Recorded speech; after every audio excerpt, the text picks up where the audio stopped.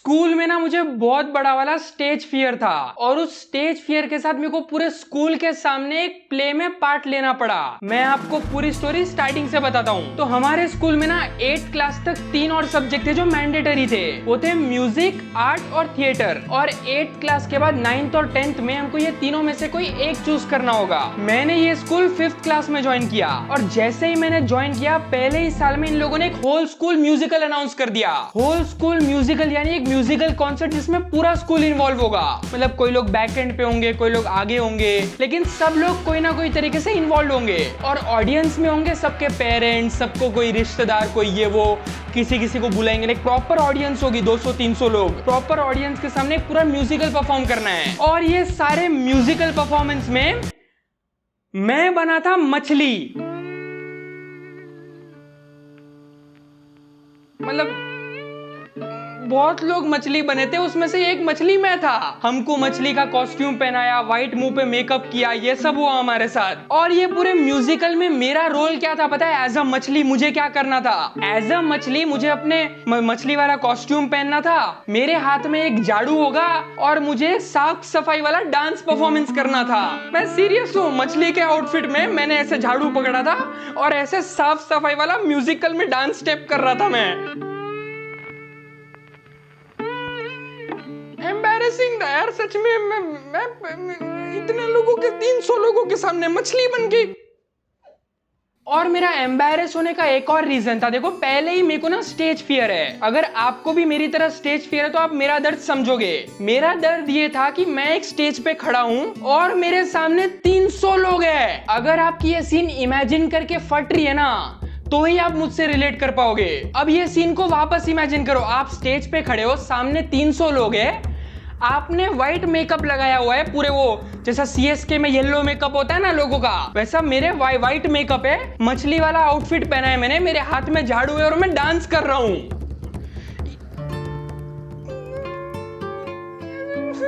भाई मेरे से नहीं हुआ भाई हैंडल, मैं टूट गया। मैं सच में टूट गया। उस दिन से मेरे को इतना बड़ा स्टेज फियर हो गया ना, क्योंकि एक बार इतने लोगों के सामने जब आप ऐसे हक देते हो तो आगे हिम्मत कैसे होगी जाने की। भाई स्टेज फियर छोड़ो, मेरे को क्लास में प्रेजेंट करने भी फटती है। लाइक क्लास में तो 10-15 लोग होते ना, 20 लोग होते ज्यादा से ज्यादा, या तो चलो 2 टीचर है खाली, तो भी मेरी फटती है। और स्टेज फियर को दूर करने के लिए लोग क्या फालतू से फालतू एडवाइस देते पता है? मेरे को किसी ने बोला स्टेज फियर को दूर करने के लिए कि तू स्टेज पे जाओ और इमेजिन कर कि सामने कोई नहीं है। कैसे मेरी आंख खुली है, मेरे को दिख रहे हैं लोग, मैं कैसे इमेजिन करूं कोई नहीं है? मैं क्या पागल हूं क्या मैं? और दूसरे कुछ लोग ऐसे होते हैं जो बोलते हैं कि स्टेज पे जा and imagine everybody is naked. क्यों ये अश्लील चीज मैं क्यों सोचूं? सामने लेडीज है, जेंट्स है, अलग अलग लोग है, कोई बूढ़ा है, कोई अंकल है, कोई आंटी है, कैसे देखूं मैं? ये क्या बोल रहे हो तुम? इमेजिन एवरीबॉडी इज नेकेड क्या होता है? मैं कैसे क्यों इमेजिन करूं मैं ये? उस दिन के बाद से सच बता रहा हूं, मेरी स्टेज पे जाने फटी गई। मेरे से हुआ ही नहीं कभी स्टेज पे जाना। एक वो अंदर से ना स्टेज फियर्स आ गया कि नहीं, मैं असेंबली में भी नहीं जा रहा हूँ स्टेज पे, मैं कुछ भी करने स्टेज पे जा ही नहीं रहा हूँ। ये हुआ था 5th क्लास में। अब 5th क्लास में ना ये 3 सब्जेक्ट थे हमारे पास, आर्ट, म्यूजिक और थिएटर। अब सबसे पहले आर्ट में ना सबसे बेसिक चीजें होती थी। लाइक स्टार्टिंग में बहुत बेसिक चीजें होती थी।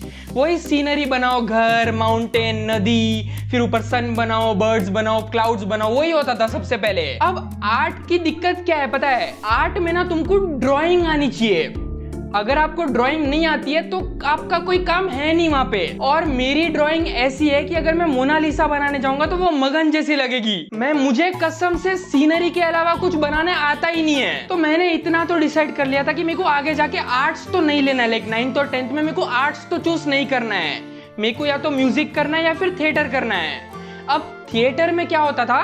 थिएटर में ना उस टाइम पे हमको ज्यादा कुछ कराते नहीं थे। लाइक ऐसे एक्टिंग वैक्टिंग इतना नहीं कराते थे। हमको ना बेसिक एक्सरसाइजेस कराते थे, लाइक एक्टिविटीज कराते थे, गेम्स कराते थे, वैसे हमको सिखाते थे। और थिएटर ना वैसे सबसे फन भी था, क्योंकि कभी कभी रिहर्सल्स होती थी, कोई चीज की कोई प्रैक्टिस होती थी और गेम्स वगैरह होती थी, तो ऐसे नेचुरली बहुत मजा आता था। लेकिन उतना ही मजा मेरे को म्यूजिक में भी आता था। म्यूजिक में हमको होती थी 3 अलग अलग चीजें, सबसे पहला होता था पियानो, दूसरा होता था तबला और तीसरा होता था सिंगिंग। अब पियानो में क्या होता था, हमको बेसिकली पियानो बजाना सिखाते थे। उसमें स्टार्टिंग में हमको ऐसे वो हम होंगे कामयाब वो वाले ट्यून बजाना सिखाते थे पियानो में, ऐसे छोटे छोटे ट्यून बजाना सिखाते थे। और दूसरा था तबला, तबला में हमको तबला बजाना सिखाते थे और उसमें तो बहुत मजा आता था। और तबला में जो हमारे सर थे ना, उनको तबला बजाता देख के अलग ही मजा आता था, वो कुछ अलग ही बजाते थे।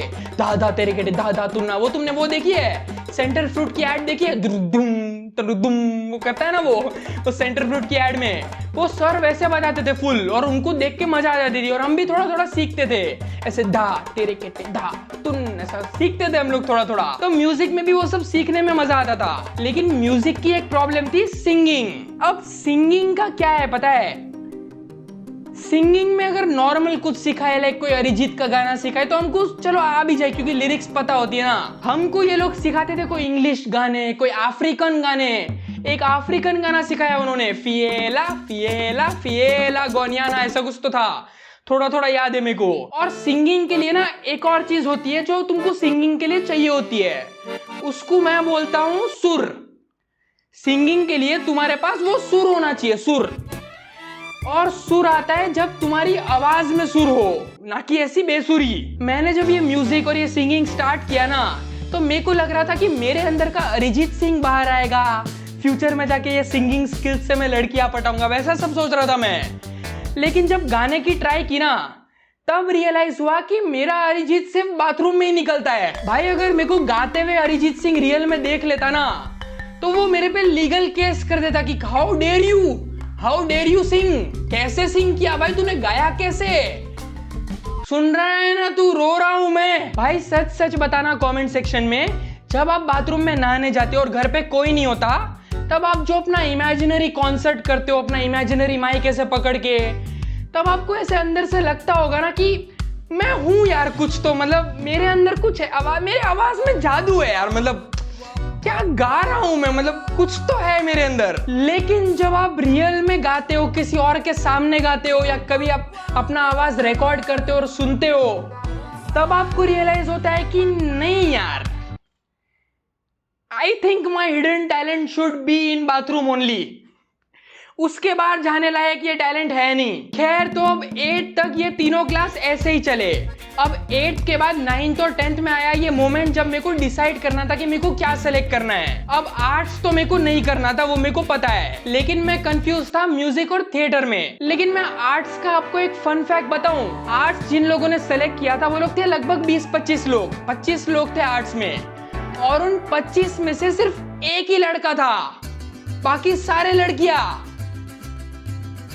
भाई इसने तो 2 साल के लिए जन्नत सेलेक्ट कर ली भाई आर्ट्स लेके, एक लड़का बाकी सारी लड़कियां। मैं आर्ट्स ले लेता हूँ यार, अगर ये पहले पता होता मेरे को तो। खैर, तो मैं सोच रहा था कि म्यूजिक और थिएटर में से क्या सेलेक्ट करूं। फिर मेरे अंदर से ना एक आवाज आई, वो थी मेरी बेसुरी सिंगिंग। और मैंने बोला ये आवाज के साथ मैं म्यूजिक तो नहीं ले सकता हूँ, I think I should go for theatre. तो मैंने फाइनली थिएटर सेलेक्ट किया। तो अब जब मैंने थिएटर सेलेक्ट किया तो हमको ना बहुत अलग अलग चीजें करवा रहे थे। लाइक पहले हमको सिर्फ गेम्स खिलाते थे, एक्सरसाइजेस कराते थे, लेकिन इस बार हमको ना ग्रुप्स में डिवाइड करते थे, प्लेस करवाते थे, छोटे छोटे एक्टिंग करवाते थे, लाइक वो सब करवाते थे हमको। और जेन्युइनली मेरे को बिल्कुल भी रिग्रेट नहीं हुआ, लाइक थिएटर चूज करके थिएटर की एक्टिविटीज करने में बहुत मजा भी आ रहा था। लेकिन फिर आया 10th ग्रेड। 10th ग्रेड में आया एक स्कूल प्ले। हमारी ग्रुप का, हमारी जो थिएटर ग्रुप था, हमारी थिएटर ग्रुप एक स्कूल के सामने प्ले करने वाली थी, और ये प्ले होने वाला था सैटरडे को। तो सैटरडे के 2 हफ्ते पहले, लाइक 2 हफ्ते हम लोग रिहर्सल्स कर रहे थे, प्रैक्टिस कर रहे थे, सारी चीजें मैनेज कर रहे थे कि कैसे करना है कैसे करना है, लाइक पूरा इवेंट मैनेज कर रहे थे, सब कुछ हम लोग ये ऑर्गेनाइज कर रहे थे। अब कट टू सैटरडे को प्ले है और थर्सडे को हमको पता चलता है कि हमारे पास सारे कॉस्ट्यूम्स है नहीं। कुछ तो कॉस्ट्यूम वाले ने कुछ तो कर दिया लोचा, हमारे पास सारे कॉस्ट्यूम थे नहीं। तो हमारे सर ने बोला जहां से ला सकते हैं लाओ, चोरी करो, किसी के उठा लाओ कपड़े, जो करना है करो, लेकिन मेरे को सारा सामान चाहिए, जहां से लाना है तुमको लाओ। तो हमने बोला ठीक है करते हैं, अब तुमने बोला है तो बोला है। तो हम लोग हॉस्टल गए, हॉस्टल से लोगों के कपड़े चुरा के लाइक बिना बताए कि हमको ब्लैक टी शर्ट चाहिए था किसी को, तो हमने ब्लैक उठा लिया किसी का, हमको किसी का फुल स्लीव चाहिए तो फुल स्लीव उठा लिया। कुछ भी कर रहे हैं हम लोग, सब चीज चोरी कर रहे हैं। किचन में जाके किचन के यूटेंसिल्स उठा रहे हैं कि क्या पता काम आ जाए, सब कुछ चोरी करे, हम लोग जुगाड़ कर रहे फुल। खैर तो अब फाइनली वो प्ले का दिन आया, और प्ले का दिन जब आया ना, तब हमको पता चला कि हम लड़कों को भी मेकअप करना है। हम लड़कों के मुंह पे मेकअप होगा। और वो मेकअप क्या था पता है? वो मेकअप था लाल लिपस्टिक। हाँ, लाल लिपस्टिक। और उस लाल लिपस्टिक के साथ वो जो तुम लड़कियां गाल पे वो पिंक पिंक लगाते हो ना, ऐसा कुछ तो हल्का हल्का हल्का हल्का कुछ तो पिंक पिंक होता है ना, वो भी था लाल लिपस्टिक। बाकी सब तो चलो ठीक है, वो कैमरा में दिखने के लिए वो थोड़ा करना पड़ता है वो प्ले वगैरह में।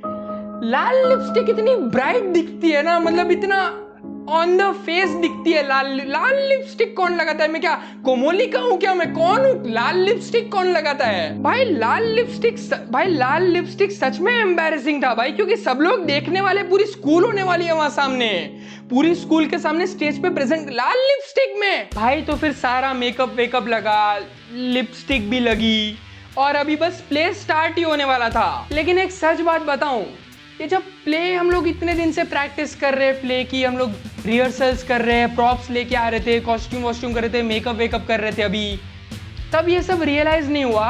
लेकिन जब प्ले स्टार्ट होने के पहले मैंने जस्ट बाहर देखा ना, और ऑडियंस में इतने सारे लोगों को देखा, तब ना वो मेरा पूरा स्टेज फियर वापस से मेरे को हिट हुआ। अभी मैंने ये मेकअप वेकअप लगाया, लिपस्टिक विपस्टिक लगाई, और अब ना मेरी स्टेज पे जाने के लिए सच में बहुत फट रही थी। क्योंकि देखो लास्ट टाइम जब मैं स्टेज पे गया था ना कॉन्फिडेंस के साथ, तब मैंने वो मछली का आउटफिट पहना था, मेरे हाथ में झाड़ू था, मैं वो डांस कर रहा था, और मेरे लिए वो बहुत एम्बैरेसिंग था। इतने सारे लोगों के सामने मैं जब लाइक 5th क्लास का हूं ना, मेरे को नहीं पता आर्ट क्या होता है, मेरे को नहीं पता ये कॉस्ट्यूम पहनना एम्बैरेसिंग नहीं है, मछली का आउटफिट पहनना एम्बैरेसिंग नहीं है, मेरे को नहीं पता। तो उस टाइम पे मेरे लिए बहुत एम्बैरेसिंग था वो, और मेरे को बहुत ऐसा लग रहा था कि मैं डांस कर रहा हूँ मछली बन के इतने सारे लोगों के साथ, मेकअप वेकअप लगा रहा हूँ, ये लगा रहा हूँ। और अभी कट टू 10th क्लास में आ गया हूँ मैं, और सेम चीज रिपीट हो रही है। लाइक मेरे सामने एक ऑडियंस है, मैंने मेकअप लगाया और मेकअप में लिपस्टिक लगाई है, और मेरे को फिर से वो पूरा एम्बैरेसमेंट फील हो रहा था, और मेरे को स्टेज पे जाने के लिए बहुत डर लग रहा था। लेकिन तभी वो एक मोमेंट के लिए मेरे को ये भी लगा कि अगर मैं आज ये कर लूं तो क्या पता मेरा स्टेज फियर हमेशा के लिए चला ही जाए। लाइक मेरे को ये हो रहा था कि अगर मैंने ये नहीं किया तो शायद ये स्टेज फियर लाइफ टाइम के लिए रहेगा। इसीलिए फिर उस दिन स्कूल प्ले में मैं गया परफॉर्म करने। शायद नहीं हुआ अच्छा, शायद मेरे को बहुत डर लगा, लेकिन उस दिन के बाद से ना वो स्टेज फियर चला गया। और मैं ये भी सोचता हूँ कि अगर स्टेज फियर कभी गया ही नहीं होता ना, तो शायद मैं यूट्यूब स्टार्ट भी नहीं कर पाता और ये भी नहीं होता।